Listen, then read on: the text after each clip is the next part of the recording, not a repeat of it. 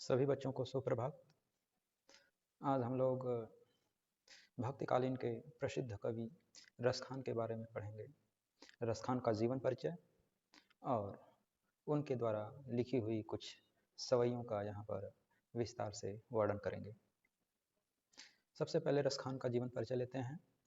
रसखान का जन्म 1548 ईस्वी में हुआ था। उनका मूल नाम सैयद इब्राहिम था। दिल्ली के आसपास के रहने वाले थे। कृष्ण भक्ति ने उन्हें ऐसा मुग्ध कर दिया कि गोस्वामी विट्ठलनाथ से दीक्षा ली और ब्रजभूमि में जा बसे। सन 1648 के लगभग उनकी मृत्यु हुई।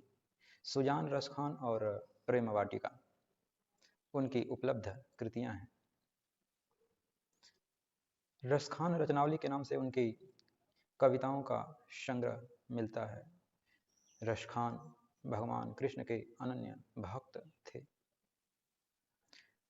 उनके काव्य में कृष्ण की रूप माधुरी, ब्रज महिमा, राधा कृष्ण की प्रेम लीलाओं का मनोहर वर्णन मिलता है। वे अपनी प्रेम की तन्मयता, भाव विह्वलता और आसक्ति के उल्लास के लिए जितने प्रसिद्ध हैं, उतने ही अपनी भाषा की मार्मिकता, शब्द चयन तथा व्यंजक शैली के लिए।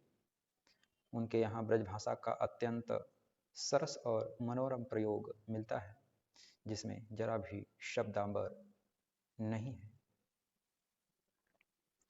यहाँ पर रसखान के द्वारा प्रस्तुत कुछ सवैयों का वर्णन हम लोग करेंगे। पहली सवैया है, मानुष हो तो वहीं रस खानी बसो ब्रज गोकुल गाँव के ग्वारन। मानुष हो तो वहीं रस खानी बसो ब्रज गोकुल गाँव के ग्वारन। ज्यों पशु हो तो कहाँ बस मेरो चरो नित्यानंद की धेनु मझारन। ज्यों पशु हो तो कहाँ बस मेरो चरो नित्यानंद की धेनु मझारन। पाहन हो तो वहीं गिरि को जो कियो हरि छत्र पुरंदर धारन। पाहन हो तो वहीं गिरि को जो कियो हरि छत्र पुरंदर धारन। ज्यों खग हो तो बसेरो करो, ज्यों खग हो तो बसेरो करो, मिली कालिंदी कुल कदम्ब की डारन। तो इस रवैया में रसखान के द्वारा व्रजभूमि की महिमा और वहाँ पर निवास करने की उनकी हार्दिक दिली तमन्ना का बड़ा ही मनोरम वर्णन किया गया है। रसखान कहते हैं, अगर मेरा अगला जन्म मनुष्य के रूप में हो तो मैं ब्रज के गोकुल गांव के ग्वालों के बीच में बसना पसंद करूंगा।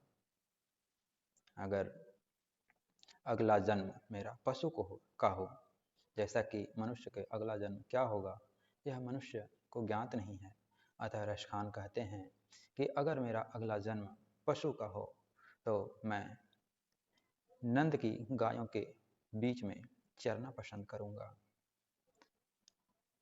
अगर मेरा अगला जन्म पर्वत के रूप में हो, पहाड़ के रूप में हो, तो मैं उसी पर्वत का रूप धारण करना चाहूंगा जिसको प्रभु श्री कृष्ण ने पुरंदर अर्थात इंद्र भगवान के क्रोध को शांत करने के लिए या क्रोध से व्रजवासियों को बचाने के लिए जिस गोवर्धन पर्वत को धारण किया था, मैं उसी गोवर्धन पर्वत का हिस्सा बनकर के अगला जन्म लेना पसंद करूंगा। आगे रसखान कहते हैं, ज्यों खग हों तो बसेरो करो, मिली कालिंदी कुल कदम्ब की डारन। अगर अगला जन्म मेरा पक्षी के रूप में हो तो मैं कालिंदी नदी के तट पर कदम्ब का जो पेड़ है उसकी डालियों पर अपना बसेरा बनाना सुनिश्चित करूंगा या बनाने की इच्छा रखूंगा, क्योंकि प्रभु श्री कृष्ण उसी कदम्ब के पेड़ की छांव में खेला करते थे, क्रीड़ा किया करते थे। धन्यवाद बच्चों। इसके आगे का पाठ्यक्रम या शवैया के बारे में हम लोग अगली क्लास में पढ़ेंगे। बहुत बहुत धन्यवाद।